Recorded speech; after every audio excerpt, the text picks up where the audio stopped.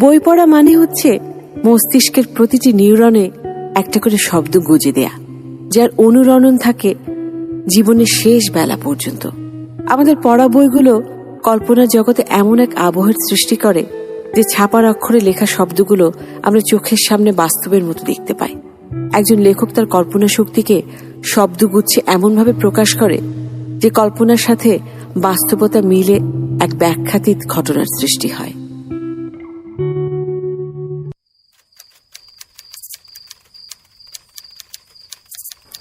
এ কি, শীতের রাতে এই সময় ইলেকট্রিসিটিটা চলে গেল? জেনারেটর অন হতে এত সময় লাগছে কেন?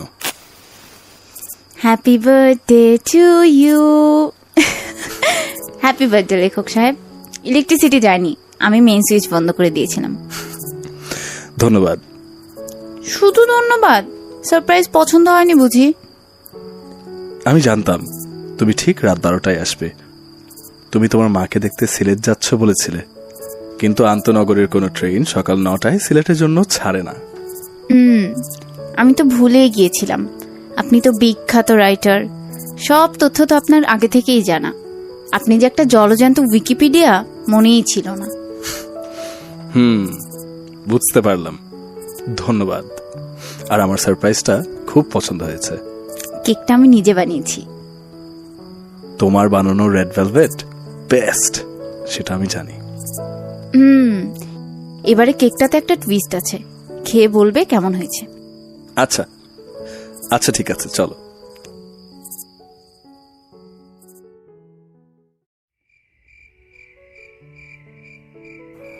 বাহ, কেকটা তো দারুণ হয়েছে। তোমার একটা বেকারি শপ খোলা উচিত। বুঝতে পেরেছি। আমার বুঝি আর কাজ নেই। আমার আর্ট স্কুলের কি হবে? আমি কি ভাবছি জানো, বুড়ো বয়সে যখন আর লেখালেখি করতে পারবো না, দূর পাহাড়ের মাঝে একটা রেস্টুরেন্ট খুলে ফেলবো। সেখানে তুমি হবে শেফ আর আমি হব ম্যানেজার। বুড়ো বয়সে প্ল্যানটা কিন্তু মন্দ হয় না, কি বলো? বুড়ো বয়সে কি তোমার বন জঙ্গলে থাকবার ইচ্ছে নাকি? প্রকৃতির মাঝে থাকার অপার এক আনন্দ। একদিন তো প্রকৃতির মাঝেই ফিরে যাবে প্রকৃতির সন্তানেরা। এরকম একটা সুন্দর দিনে তোমার এই মৃত্যু সংক্রান্ত অলক্ষণের কথা শুনতে ইচ্ছে করছে না। আচ্ছা ঠিক আছে বাবা, একটা গান কি শুনতে পারি? বার্থডে বয়ের জন্য এতটুকু তো আমি করতেই পারি। তবে বালিকা, শুরু করো তোমার গান।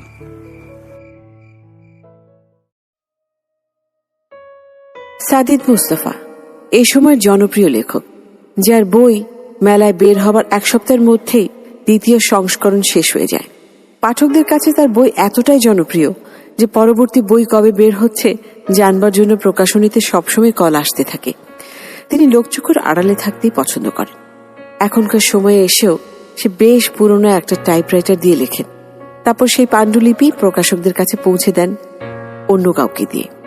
আজ পর্যন্ত পাঠকরা তার ছবিও দেখেনি। কেউ জানে না সাদিদ মুস্তাফা আসলে কে। নিজের অস্তিত্বকে এভাবে রহস্যে ঘিরে রাখার কি কারণ থাকতে পারে?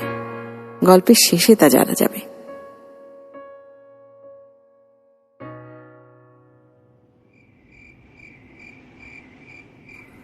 মিলি জানত সে একদিন ঠিকই ফিরে আসবে। ঝড়ের এরকম একটা রাতেই রাশেদ চলে গিয়েছিল।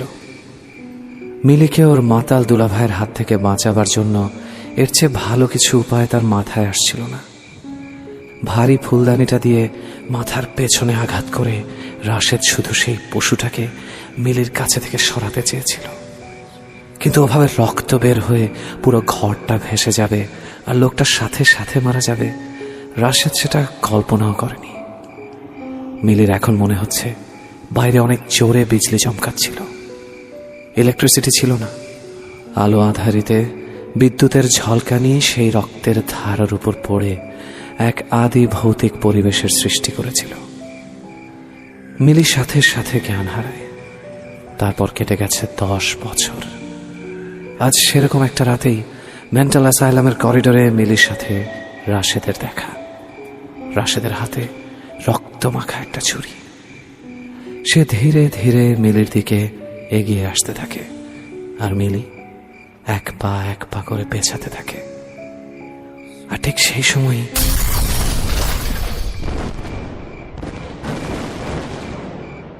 আরে কারেন্টটা চলে গেল, যাওয়ার আর সময় পেল না।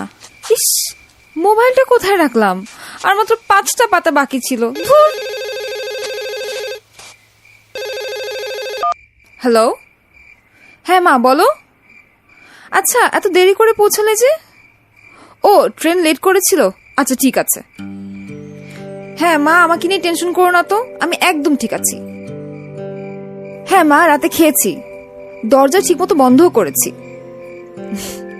বই পড়ছি মা। হ্যাঁ, সাদিদ মুস্তাফার বই, নতুন একটা বই জানো মা। একটুখানি বাকি ছিল, কারেন্টটা চলে গেল, শেষ করেই ঘুমাচ্ছি। মা তুমি না মাঝে মাঝে ভুলে যাও, আমি না স্কুলে পড়ি না, ইউনিভার্সিটির 2nd ইয়ারে পড়ি। I can take care of myself, okay? এখন রাখছি, বাবা যেন ওষুধ খেতে না ভুলে। Love you, bye. উফ, মাও যে কি একটা। ভালোই হলো, এবার বইটা পড়ে শেষ করা যাবে। বইটা যে কোথায় রাখলাম? এই তো, এখানেই রেখেছি। পেছন থেকে একটা কালো ছায়ামূর্তি ধীরে ধীরে মিলির দিকে এগোতে থাকবে। মুহূর্তে রাশেদ ধাক্কা দিয়ে মিলিকে নিচে ফেলে দেবে। সেই ছুরিটা দিয়ে সেই ছায়ামূর্তিটাকে আঘাত করতে যাবে, কিন্তু তার আগেই ছায়ামূর্তিটা কোথায় যেন হাওয়ায় মিলিয়ে গেল, কিছু বুঝে ওঠার আগেই। আরে কিসের শব্দ হলো? নিশ্চয়ই ওই কালো বিড়ালটার কাজ। একটু দেখে আসি তো। কে কে ওখানে? আরে কি আশ্চর্য, এ সময় বৃষ্টি!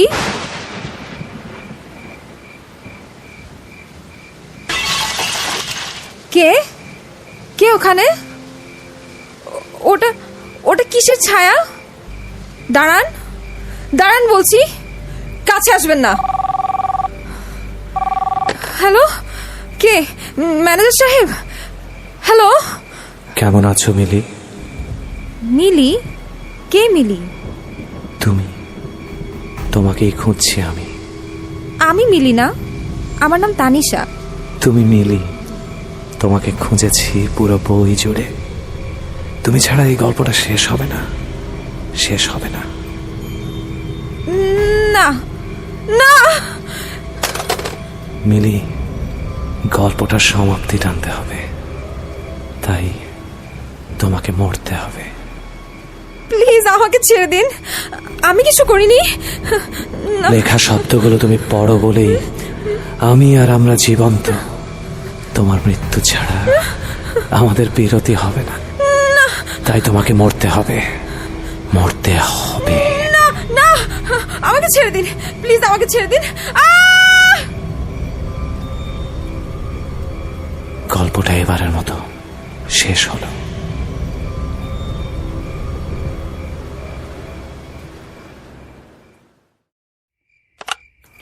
হ্যালো। জি স্যার, কেমন আছেন? ভালো। আসলে স্যার, এত রাতে ফোন করার জন্য দুঃখিত।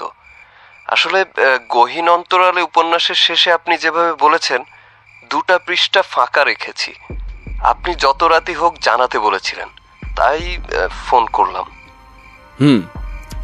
ধন্যবাদ মাইনুল সাহেব। এখন পর্যন্ত কোনো ফোন কল কি পেয়েছেন? না স্যার, আজ বিকেলে বের হয়েছে, কাল সকালের মধ্যেই রেসপন্স পাবো, আর আপনার রয়্যালটি যথাসময়ে পৌঁছে যাবে। ঠিক আছে, আমি তাহলে রাখছি। Good night. ঠিক আছে। এত রাতে কার সাথে কথা বলছিলে? মাইনুল সাহেব ফোন করেছিল। এত রাতে? হ্যাঁ, নতুন বইটা বের হয়েছে, সেটা নিয়ে কথা বলতেই। আচ্ছা, তুমি কি সবসময় গল্পের শেষে এভাবে সাসপেন্স রেখেই যাবে? জীবনটাই তো একটা সাসপেন্স, শেষ পর্যন্ত কি হয় আমরা কেউ তা জানি না। মানুষ বই পড়তে পড়তে শেষ পৃষ্ঠায় গিয়ে দেখবে কোনো সমাপ্তি টানা হয়নি, এর কোনো মানে হয়? মানে হয় বলেই তো পাঠকেরা বই কেনে, বই বিক্রি হয়। তা ঠিক, আমি বলেই দিয়েছিলাম তোমার বই আসা মাত্রই সব কপি শেষ। আমার অন্য পাঠকদের সাথে তোমার পার্থক্যটা কোথায় জানো সুমাইয়া? কোথায়? ওরা আমার বই পড়ে আর তুমি আমার পাণ্ডুলিপি পড়ো। তোমার কাছে গল্পটা অসমাপ্ত মনে হলেও ওদের কাছে সেটা মনে হয় না। মেবি। যাই হোক, কথা বলতে বলতে রাত 1টা বেজে গেল। এবার ঘুমোতে চলো।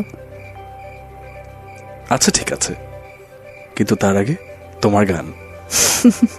সেটা তো আমি জানি, চলো।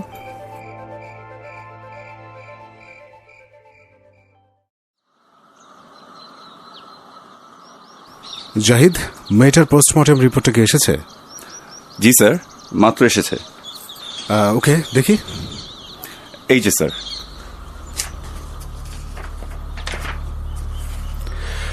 Major heart attack and internal bleeding in the brain. No external injury found. No sign of physical assault. 20 বছরের একটা মেয়ের এরকম অস্বাভাবিক মৃত্যু। ফরেন্সিক থেকে ফ্যামিলি হিস্ট্রি নেওয়া হয়েছে। করোনারি হার্ট রিলেটেড কোনো প্রবলেম ভিকটিমের ফ্যামিলি হিস্ট্রিতে নেই। ওকে। জি স্যার, আমি মেয়েটার ইউনিভার্সিটিতে খবর নিয়েছিলাম।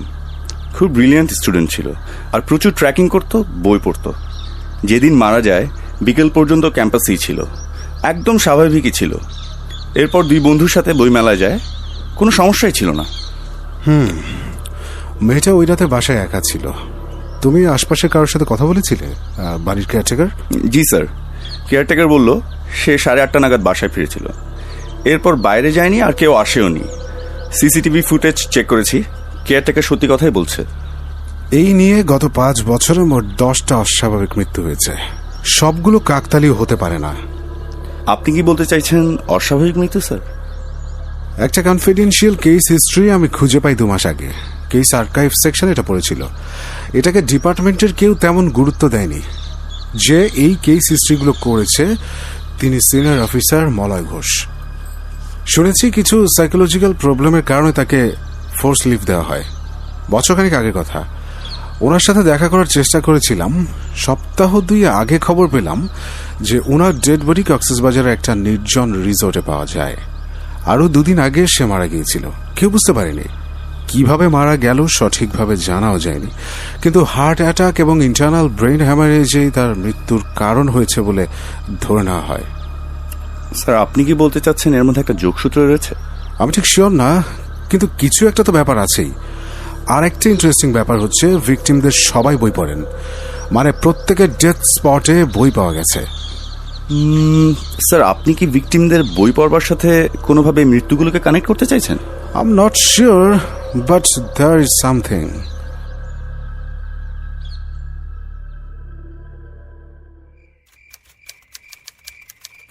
যখন মেয়েটা তার চোখ খুলল, সে দেখতে পেল শিশির ভেজা ঘাসের ওপর সে শুয়ে আছে। তার চারপাশে অনেক শিউলি ফুল। কি মিষ্টি গন্ধ বেরোচ্ছে সেখান থেকে। মখমলের মতো অদ্ভুত নরম একটা পোশাক সে পরে আছে। কেমন ভোরের আবছা কুয়াশায় সবকিছু কেমন ঘোলাটে, কেমন একটা ঠান্ডা, কিন্তু একদম শীত করছে না। তানিশা বুঝতে পারছে না এটা স্বপ্ন নাকি বাস্তব। নিজেকে অনেক বেশি হালকা মনে হচ্ছে তার, যেন পাখির পালকের মতো ভাসছে আর দুলছে। ভরহীন এক ধরনের শূন্যতা, এক ধরনের বিষাদময় আনন্দ। এরপর কি হবে? নোনা জলের আকুতি, এটাই নাম হওয়া উচিত। কি বলো কুহক? তুমি যেমনটা চাও ঠিক তেমনই হবে সাদিদ মুস্তাফা। আমার মস্তিষ্কের নিউরন থেকে যে শব্দগুচ্ছ আমি লিখি তার নামই কুহক, যার অস্তিত্ব প্রকৃতির গহীন অন্তরাল থেকে সৃষ্টি হয়েছে। আমি কেবল লিখি তোমার অস্তিত্বকে পাঠকের মস্তিষ্কের নিউরনে পৌঁছে দিতে। কুহক ছড়িয়ে যাক পাঠকের মস্তিষ্ক থেকে মস্তিষ্কে। এ শব্দগুচ্ছ আবার থামবে কোনো পাঠকের দেহকে বিলীন করে তার অস্তিত্বের নিভৃতে। আর সেটাই নোনা জলের আকুতি।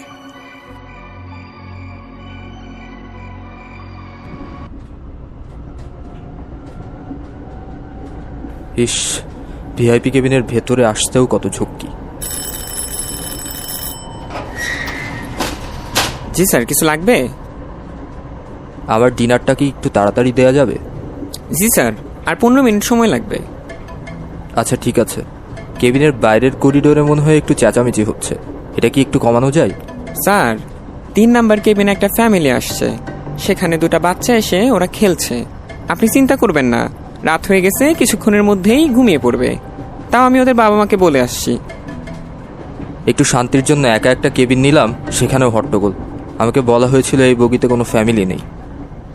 জি স্যার, এটা ঠিক বলছেন, কিন্তু লাস্ট মোমেন্টে সেই বগিতে যে কাপলের যাবার কথা ছিল, ওনারা টিকিট ক্যান্সেল করে। ফাঁকা যাবে বলেই এই ইমার্জেন্সিতে ফ্যামিলিটাকে ক্যাবিন দেয়া হয়। কি আর করা। আচ্ছা ঠিক আছে, আপনি এখন আসুন। ওকে স্যার, আমি একটু পরেই ডিনার নিয়ে আসছি।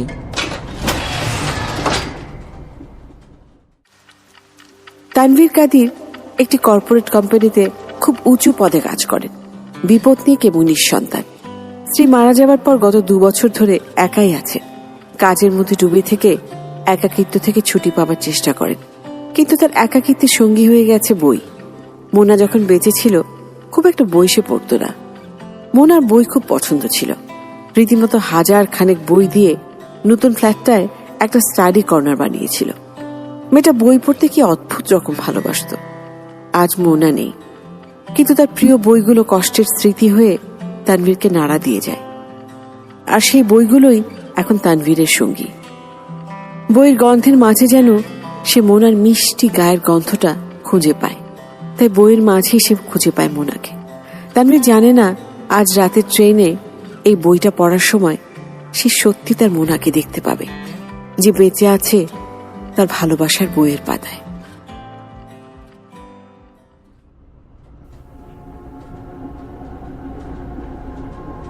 মেয়েটা একটার পর একটা দরজা খুলতে লাগলো।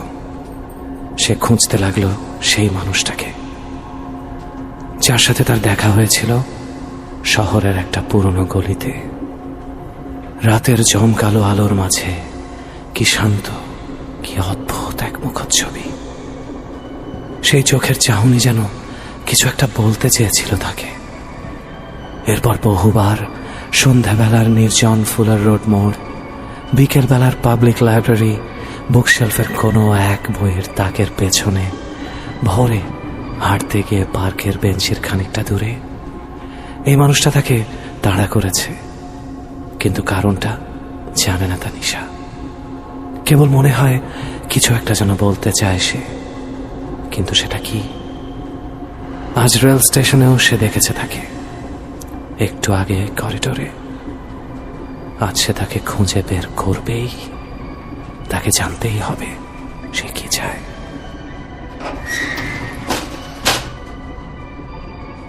আরে এই দরজাটা খুলে গেল কিভাবে? কেউ আছেন? কি অদ্ভুত ব্যাপার। শান্তিমতো একটা বই পড়বার সাধ্য যদি থাকতো। রাতের ট্রেনে করে সিলেটে যাবার আইডিয়াটাই খুব বাজে ছিল। রাত 2টা বাজে সবে, শেষ করতেই হবে বইটা। যেমনটা হবার কথা তেমনই হলো। খুব করে খোঁজার পরেও তানিশা সেই লোকটাকে দেখতে পেল না। সে যখন খুব চিন্তায় মগ্ন, হঠাৎ কেমন ঘোলাটে আবছা একটা আবহ পুরো ট্রেনের করিডোর জুড়ে ছড়িয়ে গেল। সেদিনকার সেই ভোরবেলার মতো এ দৃশ্য সে আগেও দেখেছে, কিন্তু আজ আগের দিনের চেয়েও বেশ ভারী অনুভব করছে সে। কেন যেন মনে হচ্ছে কিছু একটা তাকে নিয়ন্ত্রণ করার চেষ্টা করছে, তাকে দূর থেকে দেখছে। তানিশা প্রাণপণে তাকে খুঁজছে, কিন্তু আরে এখানে বইয়ের পাতা শেষ কেন? কি আশ্চর্য, গল্পের শেষটা কোথায়? ছাপার ভুলের জন্য কি এই 2 পৃষ্ঠা ফাঁকা? উফ, কি অসহ্য লাগছে। কে কে ওখানে? কি অদ্ভুত।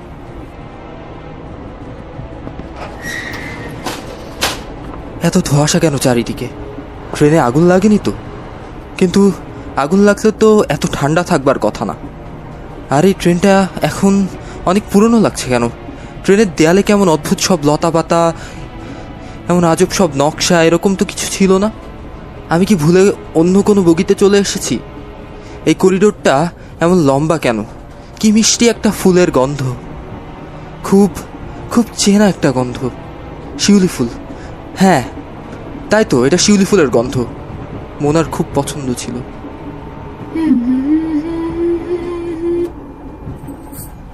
কে কে ওখানে? তুমি রোজ রাতে মাছের রিল্যাক্সেন্টটা খেতে ভুলে যাও তানভীর। কে কে মোনা, তুমি? হ্যাঁ, আমি মোনা। কেমন আছো তানভীর? তুমি এখানে কি করে এলে? তুমি তো বেঁচে নেই। আমি বেঁচে আছি, তুমি তো আমাকে বাঁচিয়ে রেখেছো তানভীর। কি বলছো? আমি কিছুই বুঝতে পারছি না। তুমি যে আমার বইগুলোর এত যত্ন নাও, সেগুলো পড়ো, সেই অক্ষরের মাঝে আমি বেঁচে থাকি। তোমার মস্তিষ্কের নিউরনের স্পন্দনে আমি বেঁচে থাকি। অক্ষরের শব্দ বুঝছে আমার বাস। আমি তোমার কোনো কথাই বুঝতে পারছি না। তুমি কি আবার ফিরে এসেছো মোনা? তুমি কি জানো তোমাকে ছাড়া থাকতে আমার খুব কষ্ট হয়, আমার প্রচণ্ড একা লাগে। আমি বইগুলোর মাঝে তোমাকে খুঁজি। তুমি খুঁজছিলে বলেই তো আমি চলে এলাম তোমাকে আমার জগতে নিয়ে যেতে। এসো, আমার কাছে এসো। এই জগতে কোনো দুঃখ নেই, কান্না নেই, অনুভূতি নেই, কেবল একটা প্রশান্তি। এসো, চলে এসো। আসছি আমি মোনা, তোমার কাছে আসছি। আমার আমার এমন লাগছে কেন? মনে হচ্ছে কি যেন একটা আমাকে টেনে নিয়ে যাচ্ছে। আমি আমি নিজের পায়ে দাঁড়াতে পারছি না। স্বাগত কুহকের পৃথিবীতে। কে কে আপনি? মোনা কোথায়? মোনা আছে, এখানেই আছে, ছাপার অক্ষরের মাঝে আছে। আপনি থাকবেন এখন থেকে এখানেই। কি বলতে চাইছেন আপনি? আরে আমার এমন লাগছে কেন? সবকিছু কেমন অন্ধকার হয়ে আসছে, সবকিছু কেমন চেপে ধরেছে। না না না! আপাতত গল্পের শেষ পৃষ্ঠা সমাপ্ত হলো।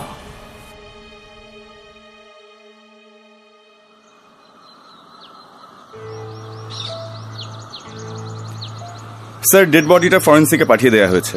ওরা বলেছে বিকেলের মধ্যে রিপোর্টটা পাঠিয়ে দিবে। Very good. কেবিনটা একটু দেখতে চাই আমি। স্পটে যে যে এভিডেন্স ছিল ঠিক সেইভাবে কি আছে? জি স্যার, আমাদের টিম শুধু গিয়ে মার্কিং করে এসেছে। ওকে, চলো যাই। চলুন স্যার।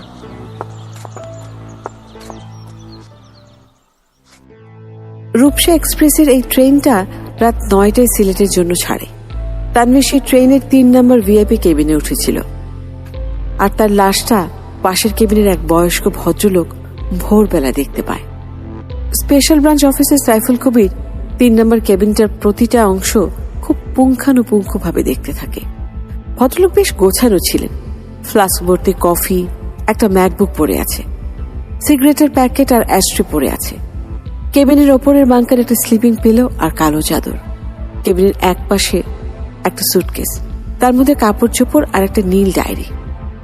সেটা তুলতে গিয়ে তার ভেতর থেকে একটা স্কেচ করা ছবি পাওয়া গেল। খুব সুন্দর একটা মেয়ে, পাশে তানভীর, নিচে লেখা হ্যাপি বার্থডে মোনা আপু অ্যান্ড তানভীর ভাই, লাভ ফ্রম নাবিল। এরপর ঝট করে চোখে পড়ে গেল কেবিনের ডান পাশের বেঞ্চের একেবারে কর্নারে একটা বই উল্টে পড়ে আছে। বইটা সাইফুল উল্টে দেখল, তার উপর লেখা নোনা জলের আকুতি, লেখক সাদিদ মুস্তফা।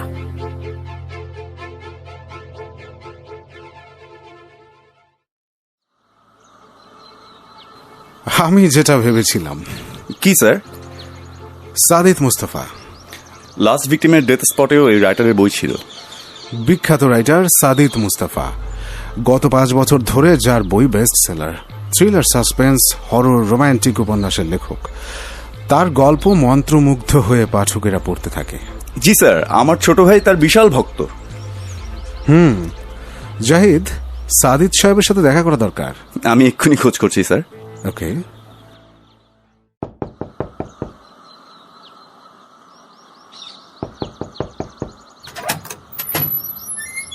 আর ইন্সপেক্টর সাহেব আসুন। ধন্যবাদ। গুড আফটারনুন মইনুল স্যার, কেমন আছেন আপনি? জি ভালো আছি, আপনি বসুন না। Thank you. কি নেবেন, চা না কফি?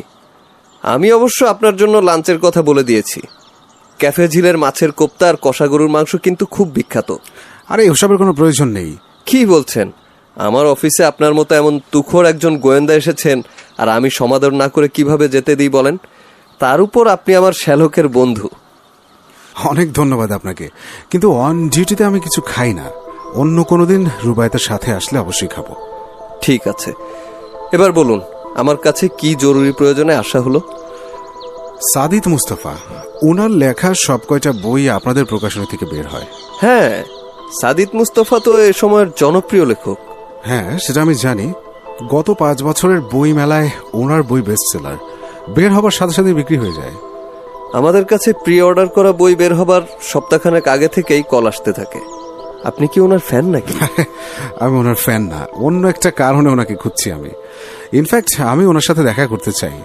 ওনার কোনো ছবি বা কোনো সাক্ষাৎকার খুঁজেও পেলাম না। ওনার ঠিকানাটা আমার দরকার। আসলে উনি খুব ইন্ট্রোভার্ট মানুষ, নিজেকে আড়ালে রাখতেই পছন্দ করেন। ওনার কোনো ঠিকানা আমাদের জানা নেই। উনি স্ক্রিপ্ট আপনাদের কাছে কিভাবে পাঠান? কোনো মেইল অ্যাড্রেস বা অন্য কোনো কিছু? উনি একটু অন্যরকম মানুষ, ওল্ড স্কুল বলতে পারেন। এখনো খুব পুরনো একটা টাইপরাইটার দিয়ে পাণ্ডুলিপি লেখেন। বেশ শৌখিন মানুষ, কিন্তু বছর 2 আগে ভিয়েনা থেকে কাস্টমাইজ করে এই টাইপরাইটারটা আনিয়ে নিয়েছেন। ওনার এক ভক্ত এনে দিয়েছেন। ওনার সাথে কি আপনার কখনোই দেখা হয়নি? না, কেবল ফোনেই কথা হয়েছে। ওনার পাণ্ডুলিপি তাহলে আপনার কাছে পৌঁছে কে দেয়? আমাদের অনন্ত পাবলিকেশনস থেকে কেউ গিয়ে নিয়ে আসে। তার মানে আপনি ওনার বাড়িটা চেনেন? না, উনি ফোনে আমাকে একটা লোকেশন বলে দেয়, সেখান থেকে গিয়ে পাণ্ডুলিপি নিয়ে আসা হয়।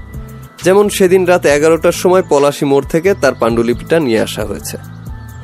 ওনার ফোন নাম্বারটা নিশ্চয়ই আছে আপনার কাছে? হ্যাঁ, একটা ল্যান্ড ফোন নাম্বার আছে, আমি আপনাকে দিচ্ছি। কিন্তু বিষয়টা কি বলেন তো? আচ্ছা, উনি মানুষ কেমন? নিভৃতচারী মানুষরা যেমন হয়, কাজ ছাড়া কোনো কথাই কখনো আমার সাথে হয়নি। খুব শান্তশিষ্ট ঠান্ডা মানুষ। বুঝতে পারলাম। আপাতত আমাকে ওনার নাম্বারটা দিলে খুব ভালো হতো।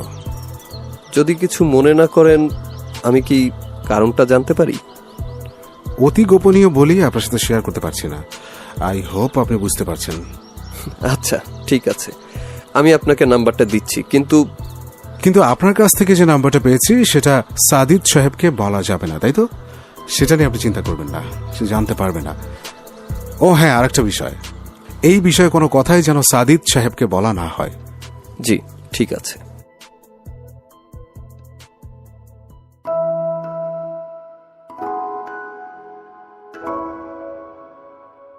বই মানুষের কল্পনা জগৎকে প্রসারিত করে অনেকখানি। মানুষ তার আপন মনে যে চরিত্রগুলোকে নিয়ে চিন্তা করে, বাস্তবের মাঝে তা খুঁজে বেড়ায়। কিন্তু যখন কল্পনার সাথে সেই চরিত্রগুলোর কোনো মিল খুঁজে পায় না, তখন সে চিন্তার তুলিতে এক একটি চরিত্র সৃষ্টি করে।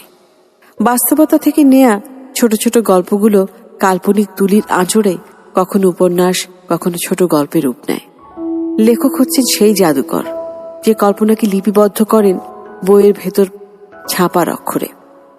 সাদিত মুস্তাফার লেখা কি এমন আছে যা মানুষকে টানে? মানুষ আটকে যায় কল্পনার মায়াজালে। পৃথিবীতে এমন অদ্ভুত কিছু বই আছে যার রহস্য আজও কেউ উদ্ধার করতে পারেনি। সেই বইয়ের লেখককেও খুঁজে পাওয়া যায়নি। ভয়েনিজ ম্যানুস্ক্রিপ্ট বা পাণ্ডুলিপি, বছরের পর বছর ধরে গবেষকরা এই পাণ্ডুলিপির মর্মার্থ উদ্ধার করার চেষ্টা করেছেন, কিন্তু কিছুই উদ্ধার করা সম্ভব হয়নি, এমনকি এক অক্ষরও নয়। গবেষকরা এই বইয়ে আঁকা বেশ কিছু গাছের ছবি দেখে ধারণা করেন এগুলো শুধুমাত্র মেক্সিকান অঞ্চলেই জন্মাত। তারা বলেন এই বইয়ের অঙ্কিত 303 গাছের মধ্যে 37টি গাছ 15 থেকে 16 শতকের মাঝে মেক্সিকোতে জন্মাত। আর সে সময় অঞ্চলে ছিল অ্যাজটেক সভ্যতা, তাই সম্ভাব্য ভাষাটিও হতে পারে অ্যাজটেক ভাষা। তবু এই বইয়ের ভাষা এতটাই বিদঘুটে, অনেক গবেষক এই বইটিকে ভুয়া বা অর্থহীন বলে মনে করতেন। একটি ইটালিয়ান মঠে 1912 সালে এই পাণ্ডুলিপিটি উদ্ধার হয়।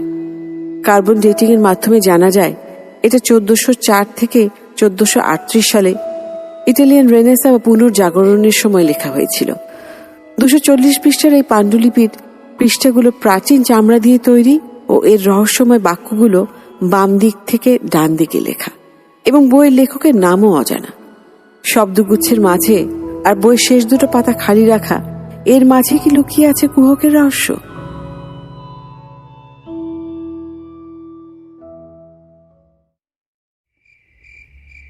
তখন ঠিক মাঝরাত। রিমি 9তলা ছাদটার এ মাথা থেকে ও মাথা কেবল পায়চারি করছে। খুব অদ্ভুত একটা ব্যাপার ঘটছে তার সাথে। সে কিছুতেই স্থির হয়ে দাঁড়াতে পারছে না। মনে হচ্ছে ভেতর থেকে কিছু একটা যেন তাকে থামতে দিচ্ছে না। এই অদ্ভুত ব্যাপারটা গত 2 মাস ধরে তার সাথে হচ্ছে। সিমি মারা যাওয়ার পর থেকেই তার সাথে এমনটা হয়। সিমি ওর চেয়ে মাত্র 2 মিনিটের বড়। দাদি বলতো যমজ বোনদের মধ্যে নাকি আত্মার একটা টান থাকে। ওদের দেহ আলাদা হয়, মন হয় এক। একজনের বিপদ হলে আরেকজন বুঝতে পারে। তখন দাদির কথা রিমি সিমি কেউই বিশ্বাস করেনি, কিন্তু আজ সিমি চলে যাবার পর রিমির মনে হচ্ছে কথাগুলো মনে হয় সত্যি। রনিকা, রনিকা! উফ, এখন আবার ডাকছে কেন? ধুর। রনিকা, মা একটু নিচে আয় না। আসছি মা। মা, আমার প্রেশারের ওষুধটা একটু দিয়ে যা তো। আরে কি হলো তোমার? দেখি তো। 180/130। মা, তুমি কি আবার টেনশন করা শুরু করেছো? আমি না তোমাকে মানা করেছিলাম? ইচ্ছে করলে কি আর চিন্তাটা চলে যায় রে মা? তোর বাবা চলে যাবার পর তোদের 2 ভাই বোনকে একা হাতে মানুষ করেছি। তোর দাদা এই বাড়িটা রেখে গিয়েছিল বলেই তো যে করে হোক চলতে পারছি। জিহান স্কলারশিপ পেয়েছে, ক্যামব্রিজের মতো একটা ইউনিভার্সিটি। ছেলেটা সারা জীবন লেখাপড়া করেছে এমন একটা জায়গায় হায়ার স্টাডিজ করবে বলে। কত টাকার প্রয়োজন? তোর বাবার পেনশনের যে টাকা, সেটা তোর বিয়ের জন্য রেখেছি। এত ভালো একটা পাত্র হাতছাড়া করাটাও তো ঠিক না মা। আমি যে কি করব? রাসুল সাহেব এসেছিলেন সেদিন। ভাবছি রাসুল চাচা আমাদের এই বাড়িটার জন্য ওনার সেই ফ্ল্যাটটা বানাবার প্রস্তাবের জন্য এসেছিলেন, তাই না মা? হ্যাঁ, বলল রিয়েল স্টেটের ওরা নাকি খুব ভালো একটা অফার দিচ্ছে, ক্যাশ টাকা আর সেই সাথে 2টো ফ্ল্যাট। 2টো ফ্ল্যাট তোদের 2 ভাই বোনের জন্য। 2টো ফ্ল্যাট আমাদের 2 ভাই বোনের জন্য। আর তুমি কোথায় থাকবে? আমি আর কয়দিন রে মা, বুড়ো বয়সে তোদের জ্বালাতে চাই না। চলে যাব কোনো একটা ওল্ড হোমে। মা, তুমি কি উল্টো পাল্টা বকছো বলো তো? আমরা কি মরে গেছি? বাবার পেনশনের টাকা ভাইয়াকে দিয়ে দাও। আর আমার এমন কোনো বয়স হয়ে যায়নি, মাত্র 23। আরো 5 বছর পর বিয়ে করলে এমন কিছু হয়ে যাবে না। কিন্তু আর কোনো কিন্তু নেই। আমি ওষুধ খাইয়ে দিচ্ছি, তুমি এখন ঘুমাবে। আর হ্যাঁ, এই বাড়ি ছেড়ে আমরা কোথাও যাচ্ছি না।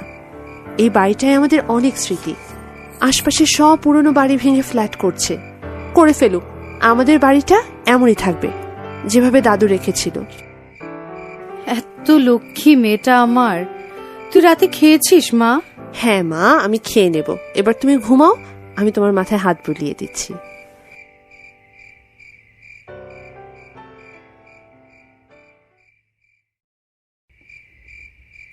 ইস, কি মিষ্টি বাতাস। শীতটা শেষই হয়ে গেল। আরে, বইটা কোথায় রাখলাম? টেবিলের উপরেই তো রেখেছিলাম। কোথায় যে গেল? এই তো পেয়েছি। এটা খাটের উপর কখন রাখলাম? যাই হোক। হ্যালো রুনু, কি খবর তোর? ভালো। তুই এত রাতে জরুরি কিছু নাকি? আরে না, তুই আজকে ক্লাসে আসলি না? ক্লাস টেস্ট ছিল, আর কালচারাল উইকের জন্য আজকে সবাই ডেকেছিল, আর তোকে সবাই খুঁজছিল। বুঝতে পেরেছি। মার শরীরটা আজকে ভালো ছিল না তো, তাই আজ আসেনি। ওহ, এখন কেমন আছে? এখন ভালো আছে, ঘুমাচ্ছে। আচ্ছা ঠিক আছে, কাল আসছিস তো ক্যাম্পাসে? হ্যাঁ হ্যাঁ, আসবো ক্যাম্পাসে। আচ্ছা, তুই কি সাদিদ মুস্তফার নতুন বইটা কিনেছিস? কোনটা?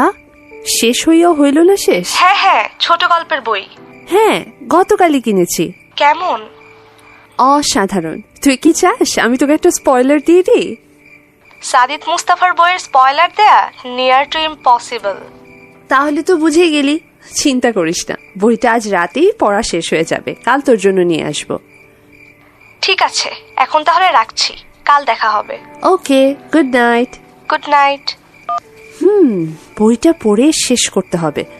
শেষ না করা পর্যন্ত ভেতর থেকে কি যেন একটা টানতে থাকে। ভদ্রলোকের সাথে দেখা করা গেলে খুব ভালো হতো। যাই হোক, বইটা পড়ে শেষ করে ফেলি।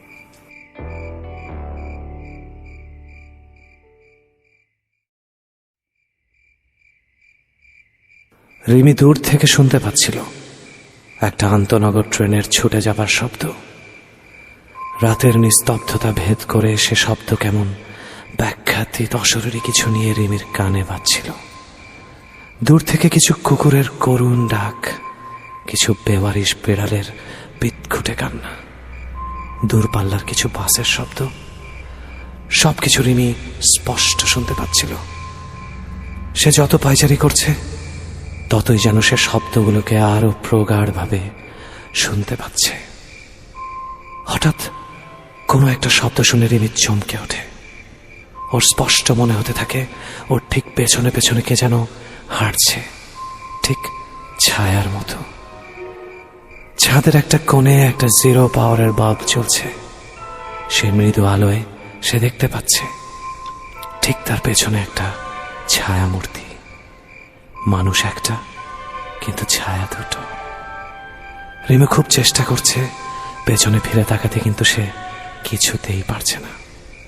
বরং কিছু একটা তাকে ছাদের সিঁড়ির দিকে টেনে নিয়ে যাচ্ছে। রিমি মন্ত্রমুগ্ধের মতো সম্মোহিত হয়ে কেবল হাঁটছে। 9 তলা সিঁড়ি বেয়ে রিমি ধীরে ধীরে নামতে থাকে।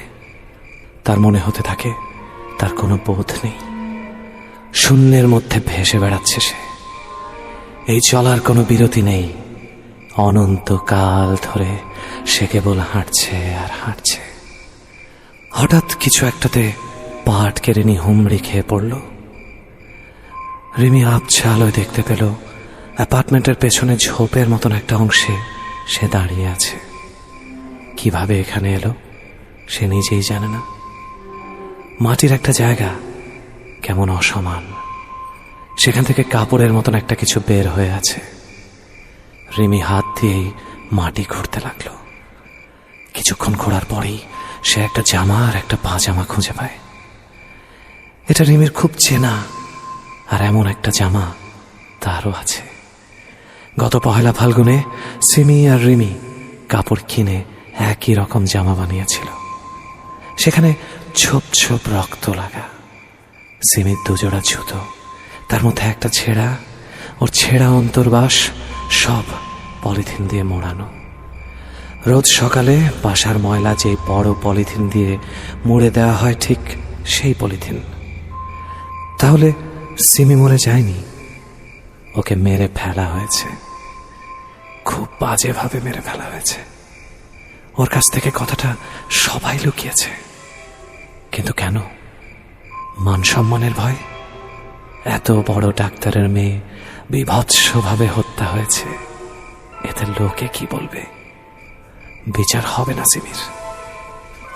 এত সুন্দর পবিত্র একটা মেয়েকে এভাবে পিশাচের মতো মেরে ফেলল, আর সেটার কোনো বিচার হবে না। সেই দানবটা কোনো শাস্তি পাবে না। এটা হতে পারে না। রিমি জানে কাজটা কার করা। অ্যাপার্টমেন্টের ঠিক পেছনে একটা ছোট্ট ঘর আছে, টিন শেডের। জমির মিয়া এখানের কেয়ারটেকার। 3টা বিয়ে করেছে। 3 মাস আগে খুব কম বয়সী একটা মেয়েকে সে বিয়ে করে নিয়ে আসে। মেয়েটা সন্তান প্রসব করতে গিয়ে মারা যায়। লোকটার দৃষ্টি কেমন পশুর মতো। সে মেয়েদের দিকে কেমন করে যেন তাকিয়ে থাকতো। তার দৃষ্টি চোখের খানিকটা নিচের দিকে থাকতো। সেই কুৎসিত দৃষ্টি ভেদ করে লোলুপ কামনা সিমি আর রিমিকে আঘাত করত। বহুবার বহুবার অ্যাপার্টমেন্ট ওনারদের কমপ্লেইন করা হয়েছে, কিন্তু কোনো কাজ হয়নি। আজ কাউকে কিচ্ছু বলার প্রয়োজন হবে না। রিমি জানে ওকে কি করতে হবে, আর কেউ সিমির মতো মরবে না। সে পাশেই একটা মাটি খোঁড়া শাবল খুঁজে পায়, সেটা তুলে নিয়ে টানতে টানতে টিন শেডের ঘরটার সামনে গিয়ে দাঁড়ায়। দরজা ধাক্কাতে থাকে, কিছুক্ষণ পর দরজা খুলে যায়। জমির মেয়ে অবিশ্বাস্য দৃষ্টিতে রিমির দিকে তাকিয়ে থাকে। তাকে কিছু বলার সুযোগ না দিয়ে রিমি গায়ের সকল শক্তি দিয়ে ওই ধারালো শাবলটা দিয়ে জমির মিয়াকে আঘাত করতে থাকে। ভিনকি দিয়ে রক্ত বেরোতে থাকে। রিমির হালকা হলুদ জামাটা লাল রক্তে ভেজে যায়। রিমি বারবার সেই রক্ত জামা থেকে মুছতে চেষ্টা করে। দূষিত রক্ত, কালো রক্ত, কুৎসিত, সবকিছু কুৎসিত। এমন লাগছে কেন? এত গরম লাগছে কেন আমার? পানি খাবো, পানি খাবো।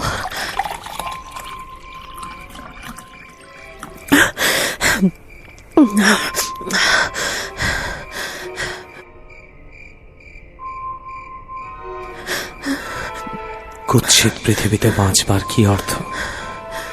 এমন এক পৃথিবীতে আমরা যেতে পারি যেখানে কামনা নেই, লোভ নেই, ঘৃণা নেই, যেখানে সব চরিত্র কাল্পনিক কিন্তু সব সত্য, সব মিথ্যা যেখানে সত্যি হয়। কে কে কথা বলে? আমি কুহক। তুমি একটু আগে আমার কথা শুনছিলে।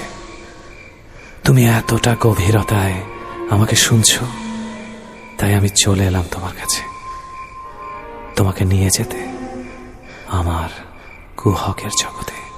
আপনি কি বলছেন? আমি কিছুই বুঝতে পারছি না। আমি কোনো কুহককে চিনি না। অবশ্যই যেন তোমার যাপিত জীবনের পাওয়া না পাওয়াকে খুঁজতে, ভিন্ন কিছুর আস্বাদন পেতে তুমি আসো আমার কাছে। তোমার বুকশেলফের 350টা বই তেমনটাই জানান দেয় রিমি। তোমার কুহকের মাঝে হারিয়ে যাবার গভীরতা আমাকে টেনেছে তোমার কাছে। চলো আমার সাথে। না না না, আমাকে ছেড়ে দিন প্লিজ, আমাকে যেতে দিন। তোমার মস্তিষ্কের নিউরনে গেঁথে গেছে শব্দগুচ্ছ, যা থাকবে তোমার বাস্তব জীবনের শেষ অবধি, আর পরাবাস্তব জীবনে অনন্তকাল ধরে। না না,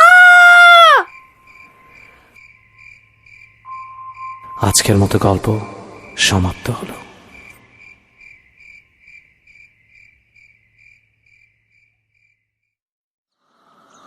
স্যার, সাদিদ মুস্তাফার বাড়ির ঠিকানা পাওয়া গেছে। Very good. শেষ বইটার নাম তাহলে শেষ হইয়াও হইল না শেষ। জি স্যার, ছোট গল্পের বই। হ্যালো, হ্যাঁ বলো। আচ্ছা, ওকে। লোকেশন কোথায়? ধানমন্ডি। ওকে, তুমি ফোর্স নিয়ে রওনা দাও, আমি আসছি। ওকে। Another death? জি স্যার। ওকে, চলো তাহলে। আর জাহিদ, আর একটা ফোর্স পাঠিয়ে দাও সাদিদ মুস্তাফার বাড়ি ওয়াচ করতে। বাড়ি থেকে কেউ বের হলেই ফলো করবে। ওকে স্যার, আমি এক্ষুনি টিমকে ইনফর্ম করে দিচ্ছি। কুহক শব্দের অর্থ ইন্দ্রজাল বা মায়া, ব্যাখ্যাতীত অমীমাংসিত একটা শব্দ। সৃষ্টির আদিকাল হতে অজানা কিছু কালো আধার হয়ে সব সময় আমাদের মনে যে ডাক দেয়, তাকেই হয়তো কুহক বলা যায়।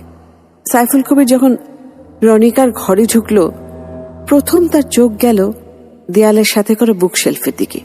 রীতিমতো ছোটখাটো একটা লাইব্রেরি। বেশ পুরনো বাড়ি, বাড়ির চারপাশে গাছ, তাই ভেতরটা বেশ শীতল। ঘরের ভেতরে সব গোছানো আর পরিপাটি। রনিকার মৃতদেহের পশ্চাৎটা বেশ অদ্ভুত। চেয়ারে সোজা হয়ে বসে আছে, দুই হাত দুই পাশে, টেবিলের উপর মুখ থুবড়ে পড়ে আছে। রনিকার লাশটা যখন সরানো হলো, নিচ থেকে একটা বইয়ের শেষ পাতা খোলা পাওয়া গেল। সেখানে এক বিন্দু রক্ত। ইন্টারনাল ব্রেইন হেমারেজের কারণে কান দিয়ে সেই রক্তবিন্দু বইয়ের শেষ পাতায় এসে পড়েছে। সাইফুল বইটা উল্টে দেখল, শেষ হইয়াও হইল না শেষ, আ বুক বাই সাদিদ মুস্তাফা।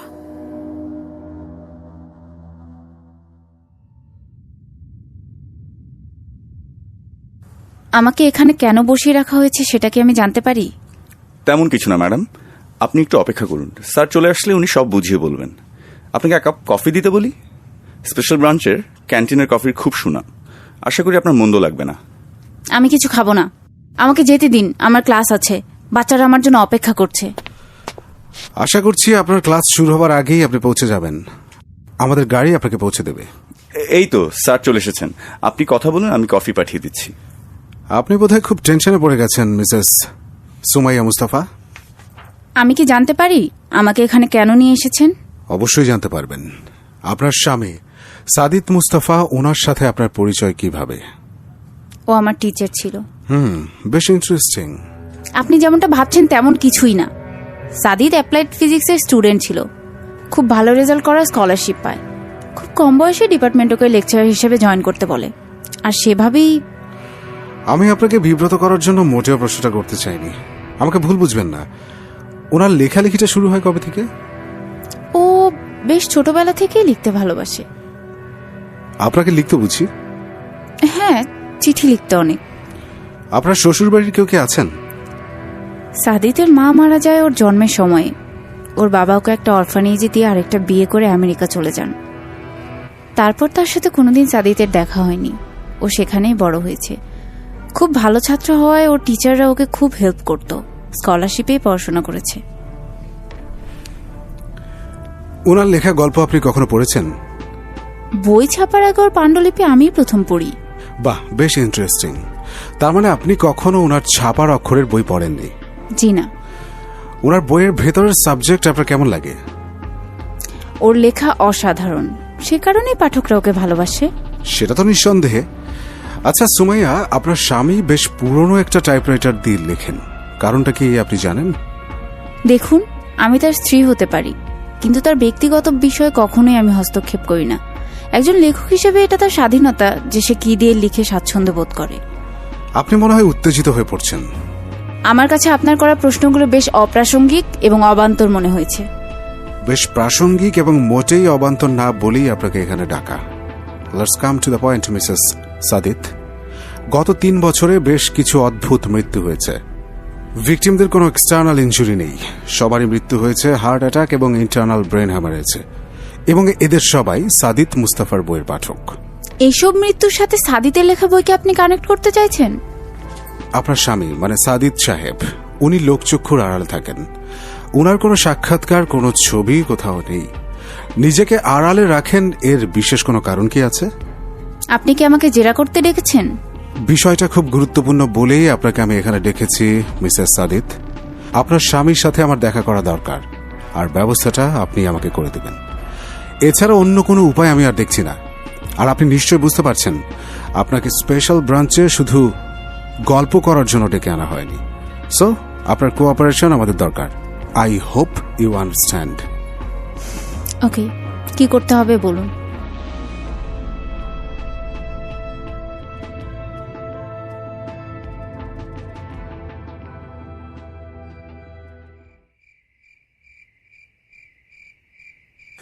আসুন ইন্সপেক্টর সাহেব, বসুন। Good evening Sadit. প্লিজ বসুন। বাহ, আপনার স্টাডি রুমটা তো বেশ চমৎকার। লেখকের ঘর এমনটাই হয়। ফায়ারপ্লেসটাও বেশ। আমি বেশ নাটকীয়তা পছন্দ করি। Edgar Allan Poe, Paulo Coelho, sir Arthur Conan Doyle সবাই নাটকীয়তা ভালোবাসতেন। নাটকীয়তা না থাকলে আর যাই হোক, লেখা একেবারেই সম্ভব না। তা বলুন ডিটেকটিভ সাহেব, আপনাকে কিভাবে সাহায্য করতে পারি? গহীন অন্তরালে, নোনা জলের আকুতি, শেষ হইয়াও হইল না শেষ, এসব বইগুলো আপনারই লেখা? নিঃসন্দেহে আমারই লেখা। ওপরে সেটাই লেখা আছে। গত 1 মাসে বেশ কিছু অস্বাভাবিক মৃত্যু হয়েছে। ভিকটিমদের সবাই আপনার পাঠক। ইনফ্যাক্ট গত 3 বছরে আরও 7টা অস্বাভাবিক মৃত্যু হয়েছে। তাদের সবার ডেথ স্পটে আপনার লেখা বই পাওয়া গেছে। আমাদের একজন senior investigating officer Malay Ghosh প্রথম এই কেসটা ফলো করেন, কিন্তু ডিপার্টমেন্ট বিষয়টাকে খুব একটা গুরুত্ব দেয় না। পরে অসুস্থতার জন্য তাকে বাধ্যতামূলক ছুটি দেওয়া হয়। এই অ্যাবান্ডন্ট ফাইলটা আমি খুঁজে পাই। মলয় সাহেবকে খুঁজতে গিয়ে আমি জানতে পারি মাস 6 আগে কক্সবাজারের একটা হোটেল রুমে তার লাশ পাওয়া যায় এবং তার রুম থেকেও আপনার লেখা একটা বই পাওয়া যায়। আপনি কি বলতে চাইছেন? এসব খুন আমি করেছি? এমন কোনো কিছু আমি এখন পর্যন্ত বলিনি বা এমন কোনো চূড়ান্ত সিদ্ধান্ত আমি নিয়েও নেইনি। শুধুমাত্র কিছু মানুষের মৃত্যুকালে তাদের কাছে আমার লেখা বই পাওয়া যাচ্ছে, তাই সন্দেহের বশবর্তী হয়ে আমাকে জেরা করতে চলে এসেছেন। আপনি আমাকে ভুল বুঝবেন না, এটা আমার কাজ। বিষয়টা নিছক তাচ্ছিল্যের মধ্যে ছিল, কিন্তু এখন সেটা সিরিয়াস হয়ে দাঁড়িয়েছে। যারা মারা যাচ্ছে তারা ইনোসেন্ট পিপল, এদের কোনো ক্রাইম রেকর্ড নেই। আপনি যদি কিছু জেনে থাকেন আমাকে প্লিজ বলুন। আপনি কি জানতে চাইছেন সেটা আমি জানি না। এই মৃত্যুগুলো কি কোইন্সিডেন্স হতে পারে না? আপনার কাছে কোনো এভিডেন্স নেই যে আমি এর সাথে জড়িত। আপনি প্রমাণও করতে পারবেন না that I am the murderer. আমার বইয়ের গল্পের মতো করে কি কেউ মারা গেছে? না। আমার লেখায় কি কাউকে আত্মহত্যায় প্ররোচিত করা হয়েছে? না। Then the equation is very simple. It was a very rare coincidence, that's it. ঘটনাগুলো এতটাও কাকতালীয় হতে পারে না mister Sadid. That's your call mister detective. Hypothesis দিয়ে রহস্যের কিনারা করা ইজ অ্যান ওল্ড থিওরি। চিন্তা করবেন না, এটার সমাধান আমি অবশ্যই করব। বাই দ্য ওয়ে, আমি আপনাকে একটা বেটার আইডিয়া দিতে পারি। যারা মারা গেছে তাদের জিজ্ঞেস করতে পারেন। আপনার হাসিটা খুবই ভয়ঙ্কর। আপনি যে খুব তুখোর একজন টিকটিকি সেটা আমি জানি। বই পড়েন তো আপনি, নাকি পড়েন না? গোয়েন্দাকে টিকটিকি বলা হয়। চলুন আমরা একটু বুদ্ধির গোড়ায় ধোয়া দেই। সত্যজিৎ রায়ের ফেলুদা পড়েছেন তো? প্রদোষ মিত্তির মানে ফেলু মিত্তির যখন জটিল কোনো রহস্যের সমাধান করতে চাইতেন তখন ধূম্রপান করতেন। আমি নন স্মোকার। বাহ, ভেরি গুড। আমি আজ তাহলে আসি। আমার ইন্টারোগেশন শেষ তাহলে? আপাতত কাজ শেষ। আর একটা কথা, এর মধ্যে আপনি দেশের বাইরে কোথাও যেতে পারছেন না। Do you have the court order for that? জি, আমি কোর্টের অর্ডার নিয়ে এসেছি। বাহ, দারুণ। আপনার কপালে বিন্দু বিন্দু ঘাম জমছে। আপনার অবজারভেশন পাওয়ার অসামান্য। ধন্যবাদ, ভালো থাকবেন আপনি। বিদায়।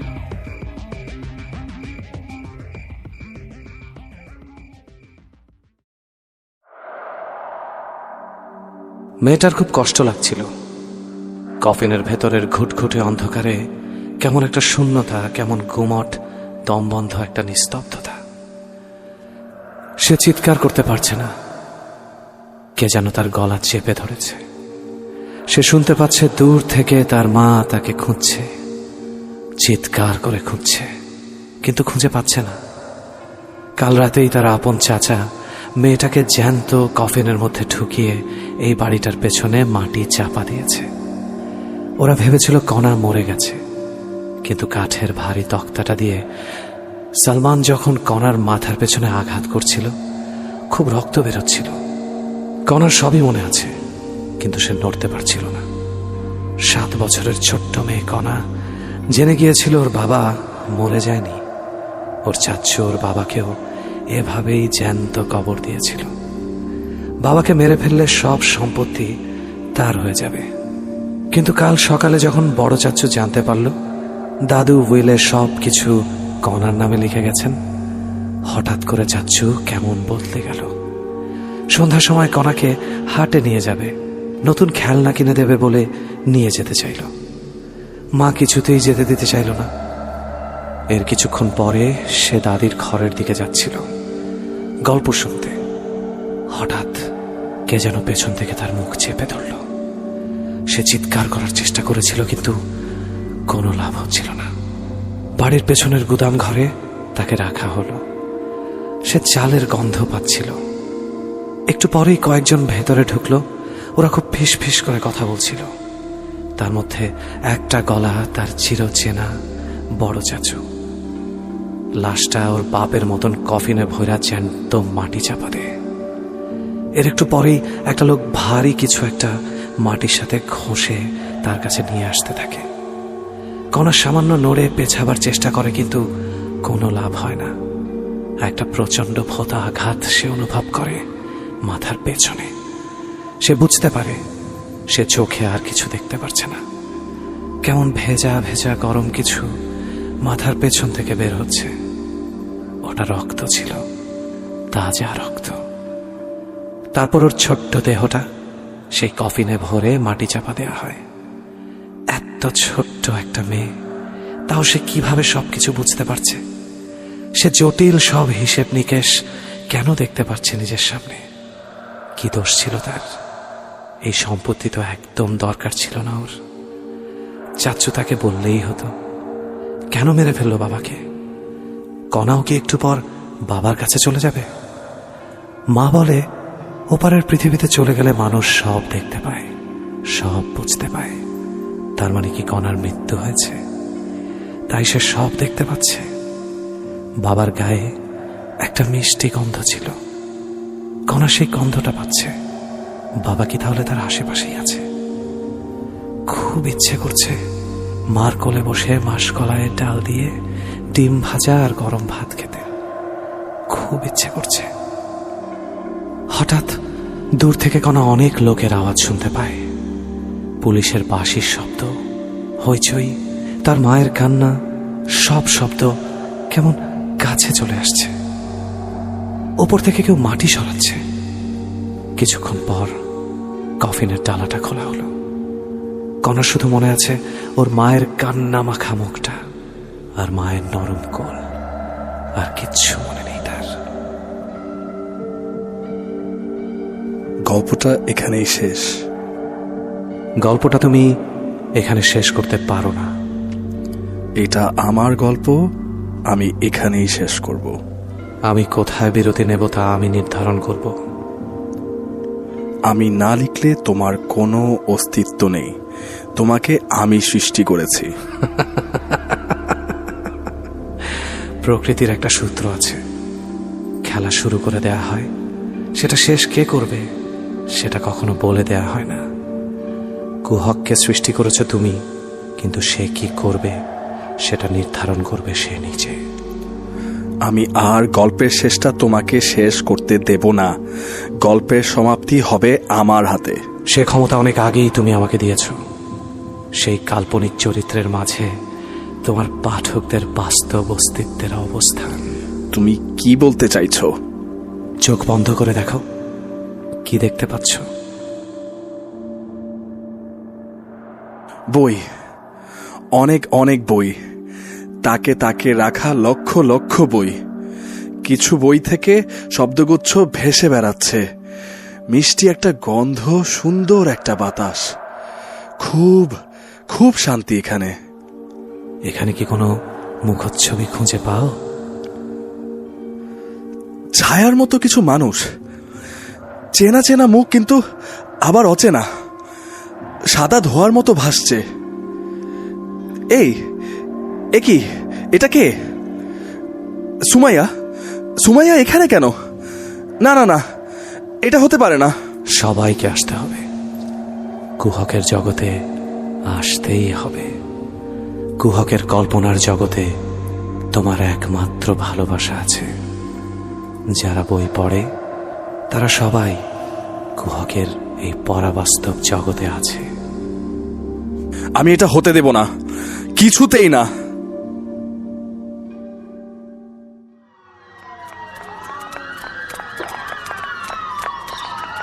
স্যার, এখানে কেউ নেই। ওপরে চলো, স্টাডি রুমের দরজাটা ভাঙার ব্যবস্থা করো। Okay sir.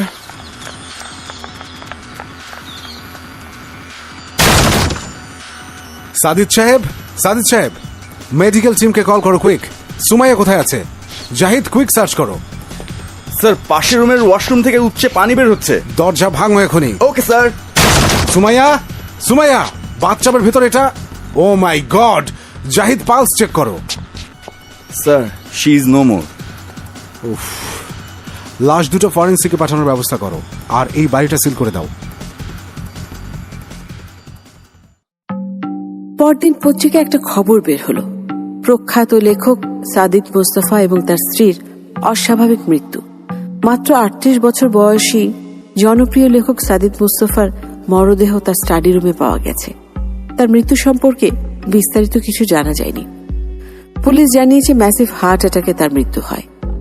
স্টাডি রুমের পাশে তাদের শোবার ঘরে বাথটাব থেকে তার স্ত্রী সুমাইয়ার লাশ উদ্ধার করা হয়। একইভাবে তাদের দুজনেরই মৃত্যু হয়েছে। পুলিশ বিষয়টি তদন্ত করছে এবং বিস্তারিত কিছু পরে জানাবে বলে সংবাদ মাধ্যমকে জানিয়েছে।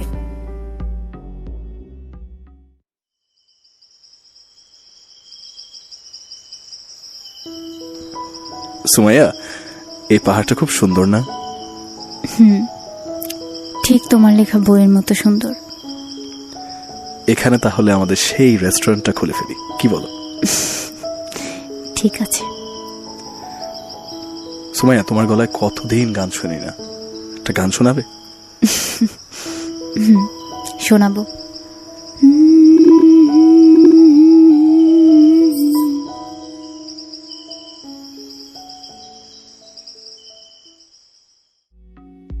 আমরা যা দেখি সেটাই কি সত্যি? আমাদের কল্পনার জগতের পরিধি কি কেবল বইয়ে সীমাবদ্ধ, নাকি তা পরাবাস্তব জগতে তার পরিধি অন্তহীন? কুহকের অবস্থান আমাদের মস্তিষ্কের নিউরনে ছড়িয়ে যাওয়া শব্দগুচ্ছে, নাকি আমাদের অজানা বিশ্বাসে? কোনো একদিন অবশ্যই প্রকৃতি আমাদের সেই উত্তর দেবে।